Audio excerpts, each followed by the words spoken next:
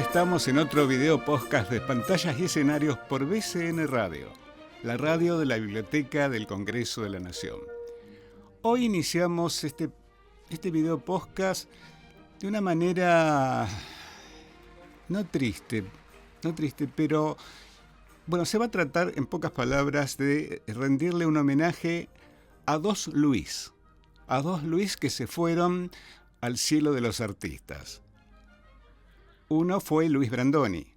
Luis Brandoni que hace unos años tuvo la gentileza de acceder a una nota telefónica y en Pantallas y Escenarios estuvimos conversando con él. Lo pueden encontrar a esto en Spreaker y poniendo Pantallas y Escenarios y el nombre de Luis Brandoni y les va a aparecer el audio de la entrevista telefónica en la que él nos dio un panorama de lo que él pensaba de la actividad artística, del teatro independiente, de cómo se filmaba en la Argentina. Él tuvo 60 años de actividad artística, así que, bueno, era netamente una autoridad, ¿no?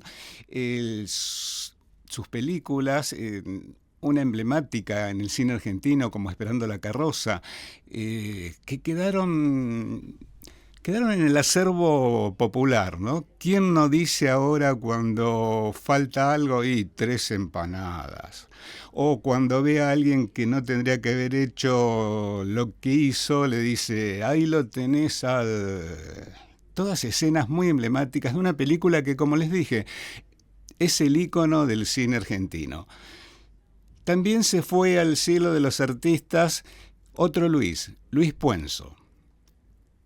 Luis Puenzo fue un director también emblemático para el medio argentino. Fue el ganador del primer Oscar como película extranjera. La historia oficial es una película que ha quedado grabada en la memoria de la Argentina. Así que bueno, este es el homenaje que le hacemos a dos grandes Luis de la escena, el cine nacionales, en las pantallas y escenarios del cine de la Argentina.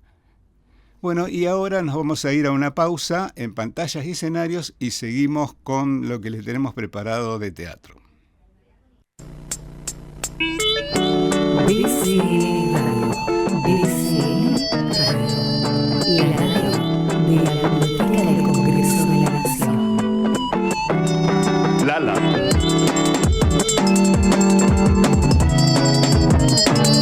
La radio de la Biblioteca del Congreso de la Nación. Lala.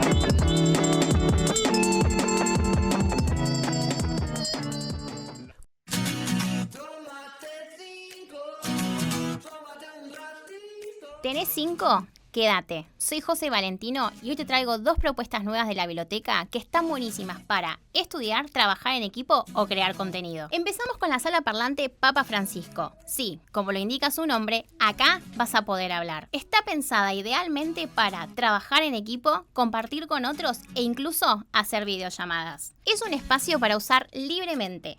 Pero, si son más de 15 personas, un dato muy importante es que tienen que reservarla previamente por nuestra web. Los turnos son de 1 a 2 horas y durante ese tiempo el espacio queda cerrado y es exclusivo para ese grupo. ¿Qué podés hacer ahí? Usar tu computadora, estudiar, investigar, hacer trabajos prácticos e incluso tener videollamadas. La sala cuenta con una pantalla para presentaciones y otras herramientas que te permiten trabajar solo o en equipo. Y ahora nos vamos a otro espacio más orientado a lo digital y la creación de contenido.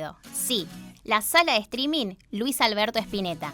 Esta sala es un lugar pensado para quienes quieren producir, desde podcast hasta transmisiones en vivos, grabar entrevistas, charlas, hacer streaming o crear contenido audiovisual. Es ideal para proyectos educativos, culturales y de divulgación. Tiene capacidad para 5 personas y los turnos son de 1 hora con posibilidad de extenderla a 2.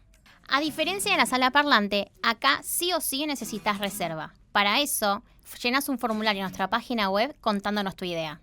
Todo esto lo encontrás en la sala pública de lectura ubicada en Hipólito Yrigoyen 1750 y en nuestra web en la sección de salas. Ah, y no te olvides de seguirnos en nuestras redes, BCN Argentina y BCN Radio. En cada esquina, en 5 minutos te lo cuento aquí. Y nuevamente estamos en Pantallas y Escenarios por BCN Radio, la radio de la Biblioteca del Congreso de la Nación. Tuvimos el homenaje a la gente del cine y bueno, Brandoni también fue de teatro. Y bueno, ahora, como se dice siempre, el teatro es la vida y la vida continúa, el arte es la vida y la vida continúa. Continuamos en Pantallas y Escenarios con el teatro. Tenemos acá en el estudio a alguien que ya estuvo varias veces en Pantallas y Escenarios y hoy vuelve a contarnos lo que está haciendo en los escenarios de la ciudad de Buenos Aires. Laurentino Blanco, ¿cómo estás? ¿Qué tal, Carlitos? ¿Cómo estás? Nuevamente en Pantallas y Escenarios. Así es, un placer, como siempre. Nuevamente tenés una obra. Otra vez. Contanos de qué obra se trata. Bueno, estamos haciendo Líbranos del Mal en el Teatro Patio de Actores, que es la que fuiste a ver el domingo. ¿Qué te puedo contar? La trama es una... No, contanos. Me llama la atención el nombre. Nombre. Tenemos un graph, seguramente lo vas a ver después. Perfecto. En el que yo... lo escribí yo ese graph. Bueno, y me gusta. Ahí planteé lo que me llegó de la obra. Uh-huh. Ok. Bueno, ahora lo que quiero es que vos me cuentes, cuando leíste la obra, qué es lo que te llegó, lo primero que te llegó. Bueno, en principio, primero me llegó y después la escribí, porque es un texto que escribí junto a Raúl Garabaglia. Uh-huh. Lo escribimos juntos. ¿Te llegó el tema entonces? Exactamente, sí. El tema surgió hace más o menos 15 años o un poco más. Ajá. La idea de escribir sobre este tema. El tema abuso de menores a mí es un tema que me toca de cerca y además es un tema que me preocupa y me ocupo siempre que puedo poner sobre la mesa que estas cosas suceden. Y bueno, en aquella época cuando empecé a escribir el libro, abrí un foro y me empezaron a caer un montón de mensajes de personas que habían vivido situaciones de abuso. Testimonios reales. Y me pareció que más allá de que el tema a mí me atraviesa y más allá de que es un tema que me ocupa y me preocupa, entendí que a mucha gente le pasa más de lo que creemos, porque la verdad es que hasta ese momento yo pensé que pasaba muy escasamente o esporádicamente o no tan fuertemente como después me di cuenta. Habían personas que sufrieron toda la vida esas cuestiones, toda la vida no, lo sufrieron en la infancia, pero es algo que golpea fuerte en la psiquis de un niño, entonces había muchas personas que se atrevían a hablar por primera vez del tema, a través de un foro, sin vernos las caras ni nada. Entonces sentí que había una necesidad muy grande de exponer esta cuestión. Así que ahí seguí escribiendo el libro. Después en un momento yo me trabé porque, bueno, como habrás visto es un tema fuerte.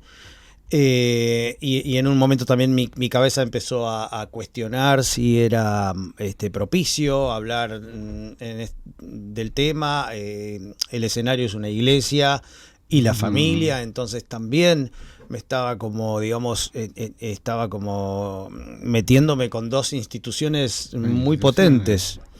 Pero justamente yo elegí el escenario de la familia y de la iglesia porque se supone que yo fui mucho a la iglesia cuando era chico, ¿no? Impulsado por mi familia, toda la infancia, hasta la preadolescencia o un poco más, creo. Y se suponía que era un lugar seguro. Y la verdad es que no lo es. No es un lugar seguro, como también muchas veces pasa que la familia no es un lugar seguro, porque cuando uno vive este tipo de situaciones, la familia no le cree, no lo acompaña.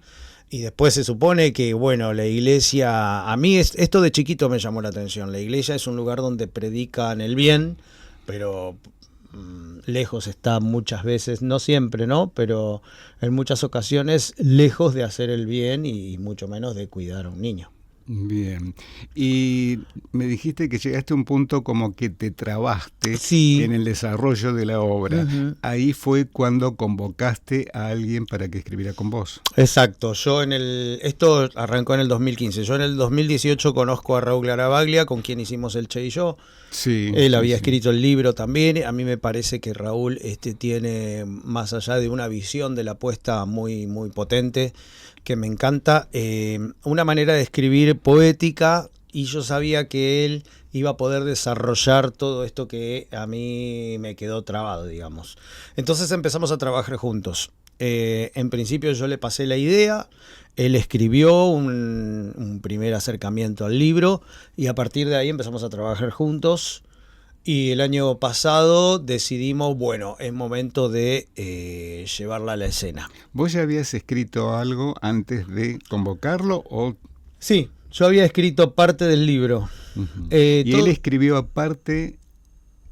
no es que escribió aparte, sino que se adosó a lo que ya había. Ajá. Algunas cosas quitamos del libro original, digamos, de lo que yo había escrito.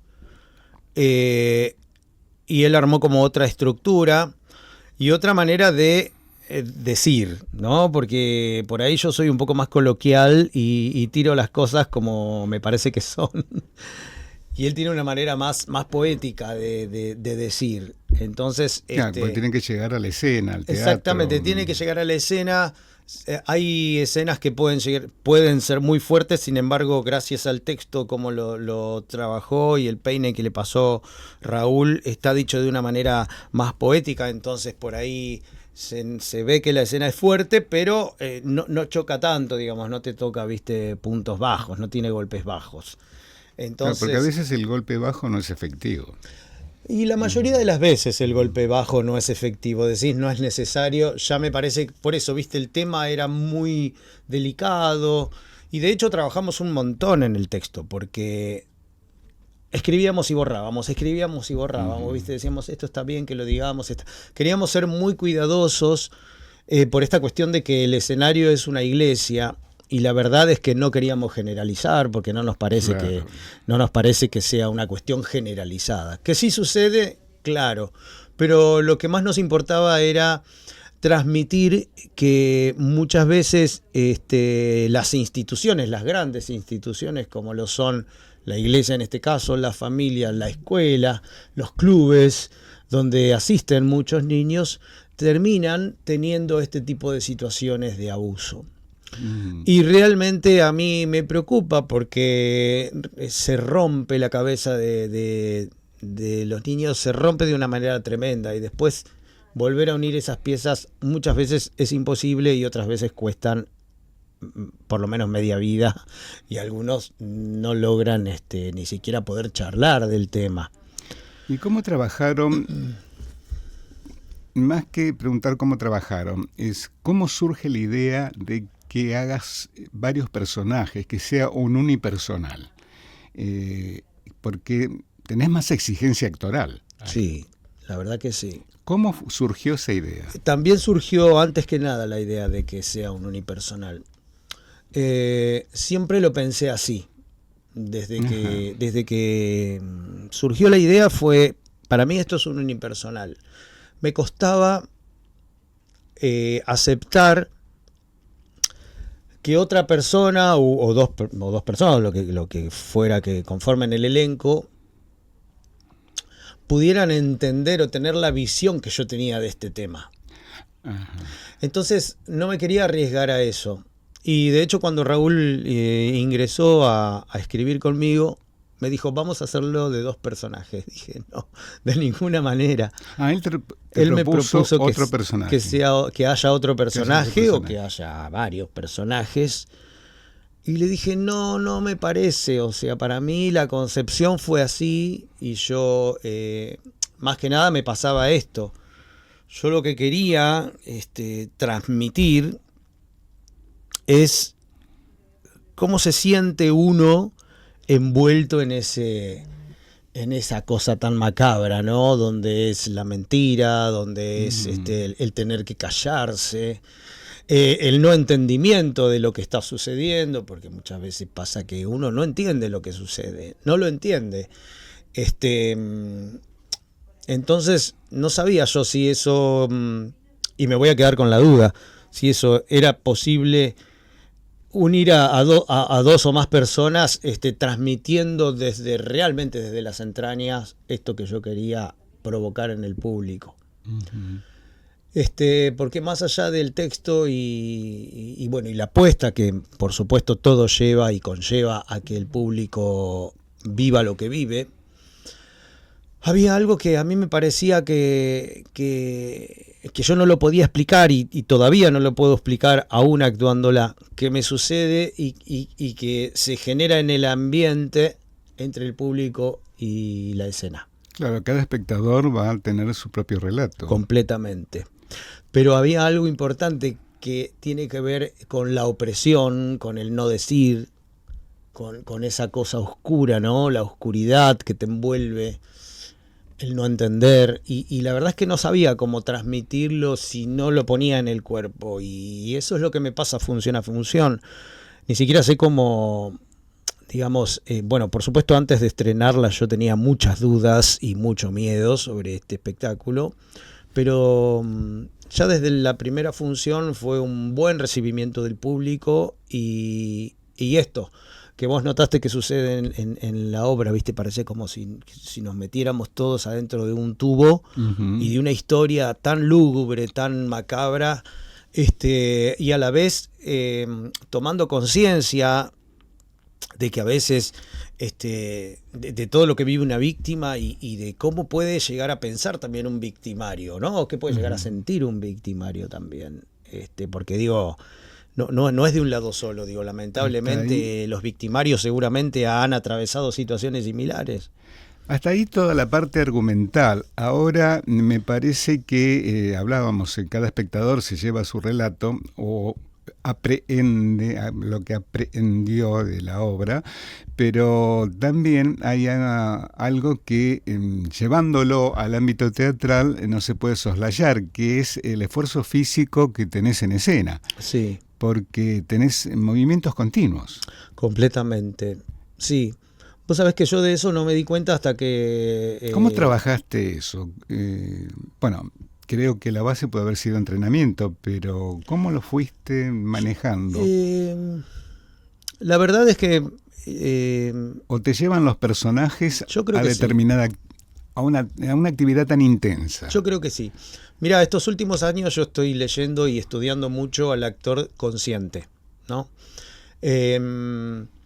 Y lo ¿Qué sería el actor consciente? El actor consciente es muchas veces los actores trabajamos desde el ego, desde el ego de que nos miren y nos aplaudan, de hacer las cosas bien, desde aprender la técnica y ponerla sobre el escenario, que por supuesto que todo entrenamiento te lleva a entender la técnica, pasarla por el cuerpo y ofrecerla al espectador. El actor consciente es entender que nosotros como actores no somos quien contamos el relato. Uh-huh. Somos un cuerpo vivo, una emoción y una vibración que está dispuesto para que el mensaje atraviese en nosotros y llegue al espectador. Entonces el trabajo es de estar completamente despojado de prejuicios, de egos, de quiero hacer las cosas bien, quiero actuar bien, quiero que me aplaudan, quiero que se me entienda. Y en esta obra yo lo puse en práctica. Entonces, sinceramente estoy como viviendo una cosa como maravillosa desde este lugar de el actor consciente, porque no hago más que estar disponible para que esos personajes y ese relato, ese mensaje que vino de algún lado, por eso bajó en mí y tuve la necesidad de hacerla, atraviese por mi cuerpo. O sea, simplemente le presto el cuerpo y trato de estar con el cuerpo lo más consciente posible, en el sentido de conciencia ya te diría a un nivel un poco más espiritual, ¿no? Que no tiene que ver casi ni con la técnica. Más al servicio del hecho teatral que a él, como me decías, al ego. Exacto. ¿Te ha sucedido alguna vez ya en otra obra de estar más pendiente de vos como Laurentino que como el personaje? Muchas veces me pasó eso, muchas veces me pasó por cuestiones que tienen que ver con, o bien, no sé, yo siempre traté, por supuesto, de ponerle todo a los personajes, me encanta el trabajo del actor, me gusta la investigación, me gusta mucho componer personajes, la idiosincrasia, por qué se mueve de esta manera, por qué habla, qué historia tuvo para llegar a este punto de la historia. Pero muchas veces, por ejemplo, o si es un musical, o espero estar cantando bien y la preocupación de cantar o de encarar el personaje y que se entienda, o de X producción con la que querés estar trabajando y de repente quiero hacer bien el trabajo para que esta producción me vuelva a llamar y no sé qué, ¿no? Un montón de cuestiones que tenemos los actores.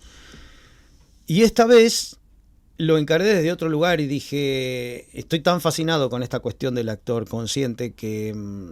del actor consciente y del actor como más espiritual que decidí ponerlo en práctica y la verdad es que estoy fascinado.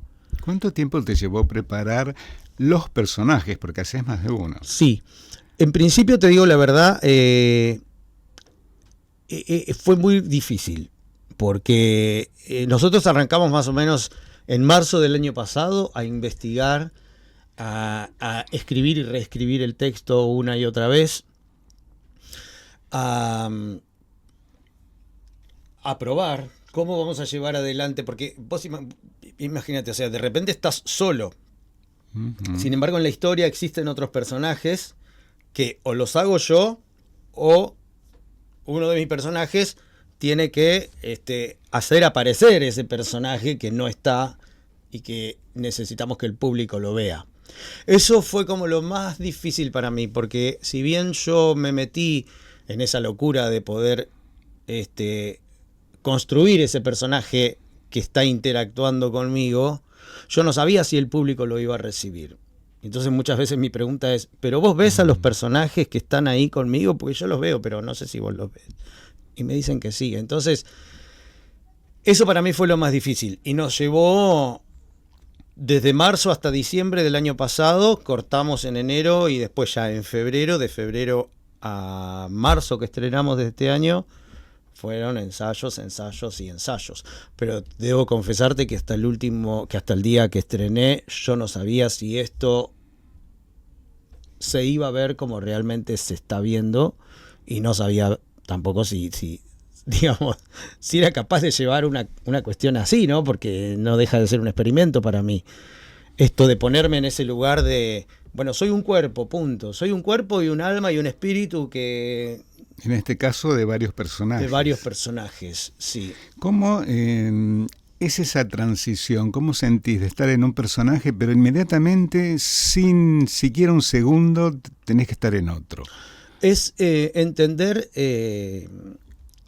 la idiosincrasia de ese personaje, entender exactamente cuál es la historia y cuál es el hilo emocional de cada uno de los personajes, cuál es el motor de cada uno de los personajes, porque claramente cada uno, como en la vida, tenemos un motor diferente que hace que nos movamos de cierta manera o de otra. Sí.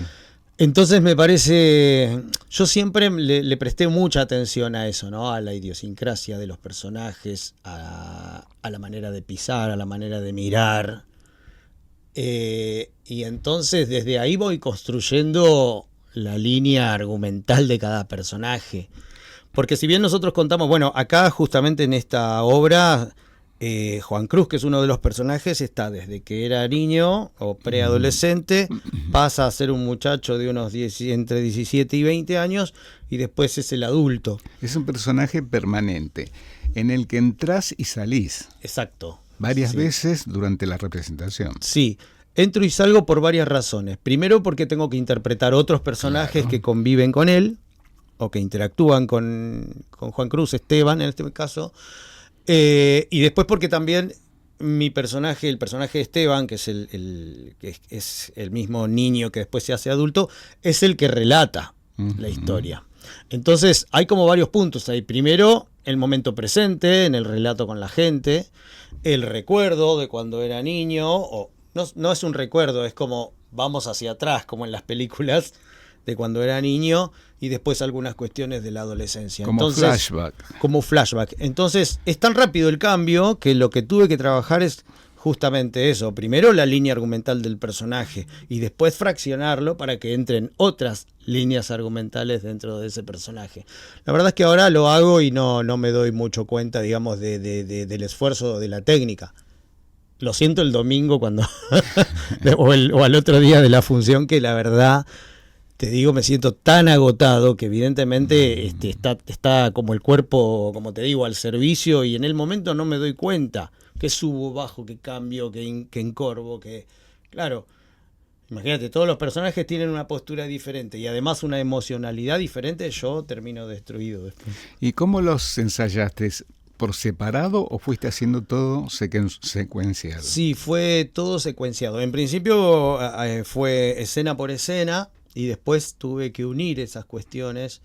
Y también lo más complicado fue si el sacerdote estaba parado acá, hacia dónde tiene que mirar para que se entienda que Juan Cruz está acá, y si Juan Cruz arrancó acá, ¿por qué termina allá? Esas fueron las cuestiones que más me costaron, digamos, la mirada, ¿no? De decir, si yo lo corro al sacerdote para acá y después él me pide que lo acompañe, ¿hacia dónde voy? ¿Viste? Claro. Como bastante perdido. Como la continuidad, ¿no? Sí, por la continuidad. Y el relato, el texto es muy... tiene un decir muy poético y difícil para mí. Yo soy una persona que habla totalmente coloquial y de la calle, y acá, bueno, tiene como unos rebusques el texto bastante importantes, y lo más difícil también es que eso difícil a la gente le llegue como una cuestión coloquial. Bien, le voy a pedir a Nina, nuestra operadora, que nos muestre el video 1 y vamos a ver algo de la obra, así que para que los espectadores vayan teniendo un panorama de lo que van a encontrar en el teatro. Así que vamos a ir viendo, repetime el nombre de la obra. Líbranos del mal, amén. Se está dando en Patio de Actores. Patio de Actores. Este domingo va a ser la última función acá en Cava y arrancamos la gira. Ya tienen... Estamos cerrando algunos teatros. La estamos armando. Estamos cerrando con algunos teatros del conurbano, Quilmes, todo, y bueno, todos los teatros que podamos hacer los vamos a hacer, porque es un mensaje que me gustaría que llegue a todos. Bien, Nina, ¿llega el video?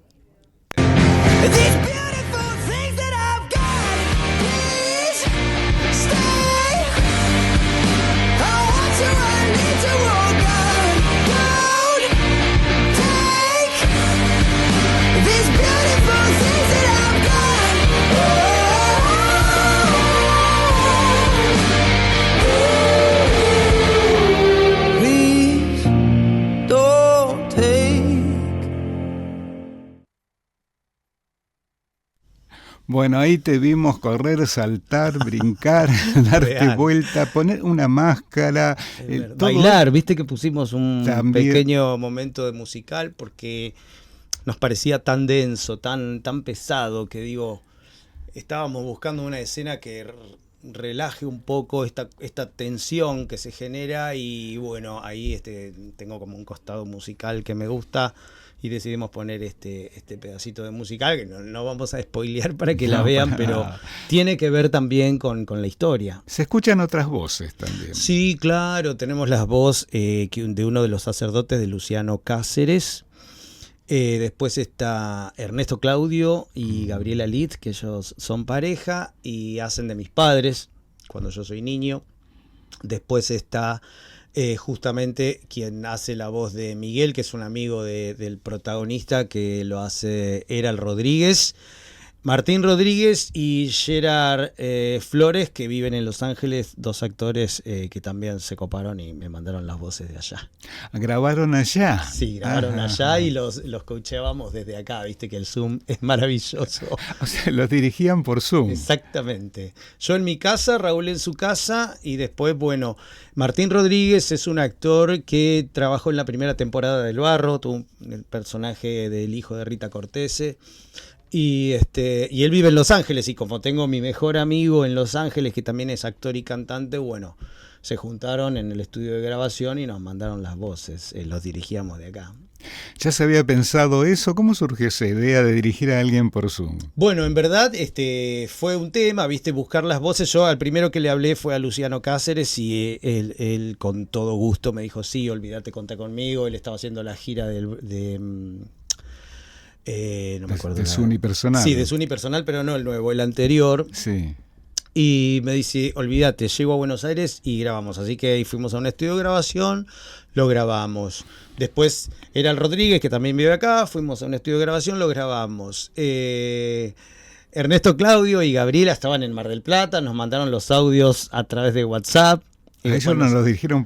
¿Eh? ¿No los dirigieron por Zoom a ellos? No, ellos les dijimos, mira, tiene que pasar esto en la escena y nos mandaron 2 o 3 pruebas y dijimos, sí chicos, es eso, vos viste lo que es ese audio. Sí, sí. El audio de la discusión de los padres a mí me pareció una locura. Y después, bueno, nos faltaban 2 voces más y Raúl está ensayando con Martín Rodríguez desde Los Ángeles. Van a hacer Pasolini, una obra que se va a estrenar sobre la vida de Pasolini acá en breve, pero como el chico está viviendo en Los Ángeles, bueno, la están ensayando vía Zoom. Entonces me dijo, bueno, hagamos la voz de Martín, pero nada, lo dirigimos por Zoom. Así Realmente dirigir por Zoom hace 5 años no lo pensábamos. no lo pensábamos, era imposible. Pero por suerte esa herramienta está, ¿no? Se quedó, desde la pandemia se quedó. Líbranos del mal es tu primer unipersonal. Sí. Uh-huh. Yo he hecho cosas solo en el escenario. Bueno, cuando canto solo con la banda. Hice algunos monólogos de humor, pero es la primera vez que hago un unipersonal y me encantó. Me parece alucinante. Es otro mambo. ¿Por qué? ¿Sabés que hay una cuestión de... Es como si vos tuvieras que ser la columna de todo el espacio, tenés que estar muy pendiente del público, de la luz, de la música, de quien te ayuda atrás. O sea, estás como completamente conectado con todo porque no contás con el compañero que si te olvidas la letra te la tira y te hace zafar.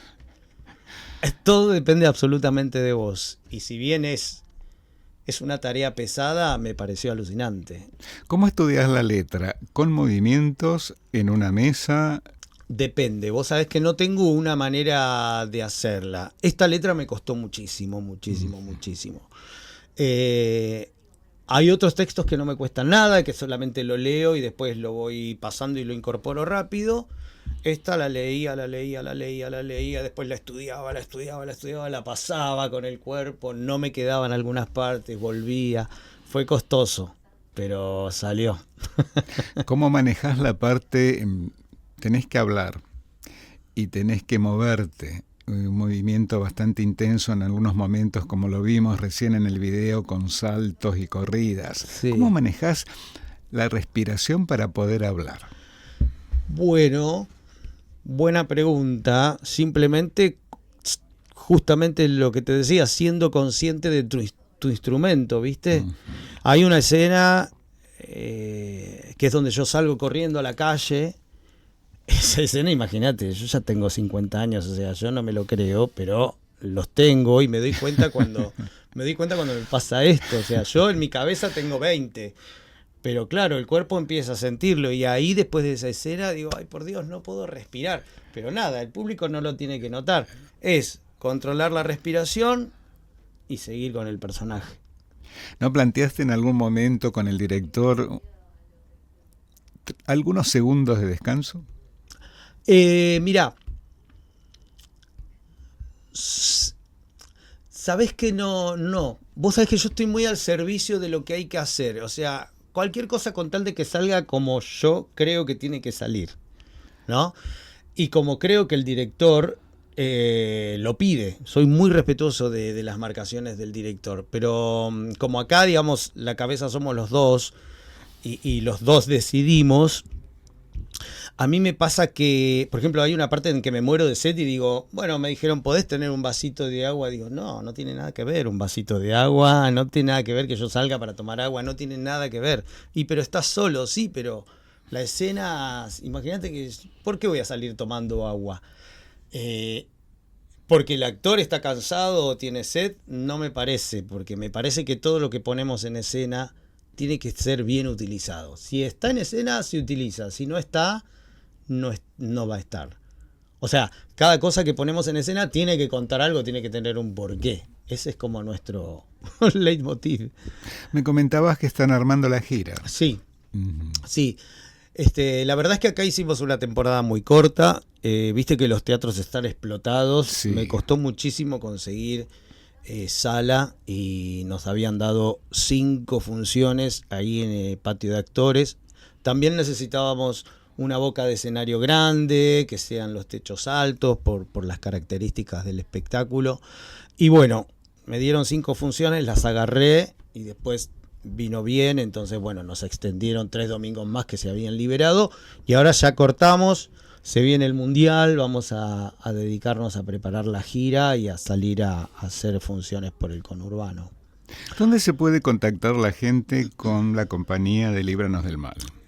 A @libranosdelmal.laobra, que ese es el Instagram, y si no, mi Instagram, que es @laurentinoblanco o @raulogarabaglia. Bien, contanos la última función, me decías, porque después ya con Mundial de por medio Sí, van a armar la gira. Es preferible no estar en cartel, me parece. Líbranos del Mal se va a dar el sábado. El domingo. El domingo. Domingo, 20-30 horas, en Patio de Actores, Lerma 568. Las entradas se sacan por alternativa teatral y bueno, hay entradas de todo precio, así que hay para elegir. Baratas, un poquito más caras, las solidarias, así que no hay excusas. Bien, Laurentino, antes de despedirnos, quiero que Nina nos ponga el último video, el video 2 de Líbranos del Mal, donde se ve un poco las reacciones del público. A ver. En este lo vamos a ver qué es lo que quedan pasmados. qué es lo que se va llevando, qué es lo que se va llevando el público de la obra Líbranosdelmal.amén. Amén. Exacto, que es tal cual como termina el Padre Nuestro. Ajá, me parecía que lo había escuchado Sí. eso en algún lugar. Sí. Así que bueno, ahora...